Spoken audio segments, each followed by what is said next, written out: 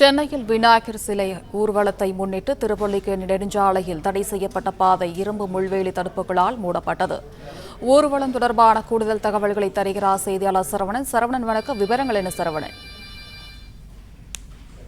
கடந்த 7ஆம் தேதி என்று விநாயகர் சதுர்த்தி விழாவையொட்டி சென்னை எல்லைக்குட்பட்ட பகுதியில் 1524 இடங்கள்ல காவல்துறை அனுமதியுடன் விநாயகர் சிலை நிறுவப்பட்டது. இந்த சிலைகளை இன்றைய தினம், முக்கியமாக நேற்றிலிருந்து ஒரு சில சிறு சிலைகள், தனிநபர்கள் வைத்த சிலைகள் எல்லாம் கரைக்கப்படும் நிலையில் இன்றைய தினம் இந்து அமைப்புகள், சிவசேனா, இந்து முன்னணி, இந்து மக்கள் கட்சி உள்ளிட்ட இந்து அமைப்பினர் நிர்வகிக்கக்கூடிய இந்த சிலைகளை ஊர்வலமாக எடுத்துச் சென்று கரைப்பதற்கு அனுமதி வழங்கப்பட்டிருக்கிறது.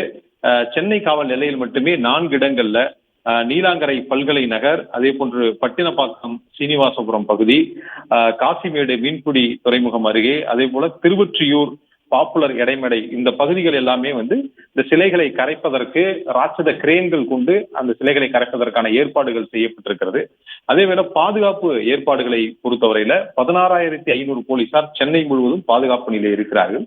கூடுதலாக 200 ஊர்காவல் படையினரும் இதற்கான பாதுகாப்பு பணியிலே ஈடுபட்டிருக்கிறார்கள். 17 வழித்தடங்களில் இந்த சிலைகளை ஊர்வலமாக எடுத்து செல்வதற்கு அனுமதிக்கப்பட்டிருக்கிறது. எந்தெந்த பகுதியில் இருந்து சிலைகள் எந்த வழியாக கொண்டு செல்ல வேண்டும் என்று அந்தந்த அமைப்பினருக்கு அதற்கான அறிவுறுத்தல்கள் எல்லாமே ஏற்கனவே செய்யப்பட்டிருக்கிறது. இது குறிப்பாக திருவல்லிக்கேணி நெடுஞ்சாலை வழியாக வரக்கூடிய சிலைகள் எல்லாமே பாரதி சாலை சந்திப்பில் இருந்து இடதுபுறம் திரும்பி கண்ணகி சிலை சந்திப்பை காமராஜர் சாலையிலே நெருங்கி அங்கிருந்து அந்த காமராஜர் சாலை வழியாக அவர்கள் பட்டினப்பாக்கம் செல்ல வேண்டும்.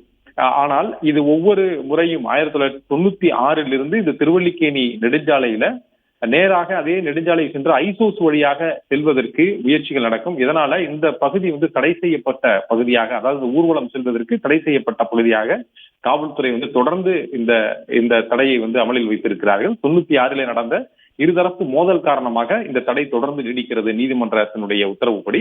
எனவே இந்த பாரதி சாலை சந்திப்பு திருவல்லிக்கேணி நெடுஞ்சாலை சந்திப்புல இரும்பு முள்வேலிகளை கொண்ட தடுப்புகள் காவல்துறை ஒவ்வொரு முறையும் அமைப்பார்கள். இந்த முறையும் அது போன்று அமைக்கப்பட்டிருக்கிறது. அந்த பகுதியில் மட்டுமே 300க்கும் மேற்பட்ட காவல்துறையினர் அங்க பாதுகாப்பு பணியிலே இருக்கிறார்கள். அதிவிரைவு படையினரும் அந்த பகுதியிலே தீவிர கண்காணிப்பிலும் பாதுகாப்பு பணியிலும் ஈடுபடுகிறார்கள். அதே போல விநாயகர் சிலை ஊர்வலங்கள் நடைபெறக்கூடிய இடங்களில் காவல்துறையினர் ட்ரோன்களை பயன்படுத்தி கண்காணிக்கிறார்கள்.